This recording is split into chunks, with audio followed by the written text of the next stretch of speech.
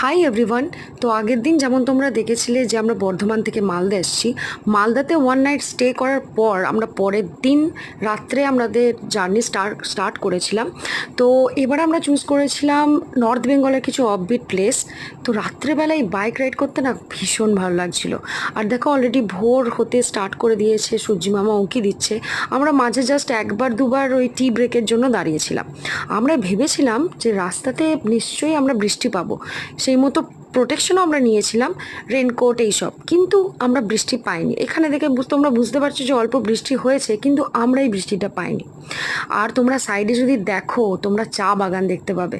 আর চা বাগান মানেই তোমরা বুঝেই গেছো আমরা অলরেডি শিলিগুড়ির কাছাকাছি পৌঁছে গেছি। তো পরে আমরা কোন প্লেসে অ্যাকচুয়ালি যাচ্ছি সেটা দেখার জন্য অবশ্যই ফলো করো, আর লাইক শেয়ার কমেন্ট অবশ্যই করবে, সাবস্ক্রাইব করে দিও। By everyone.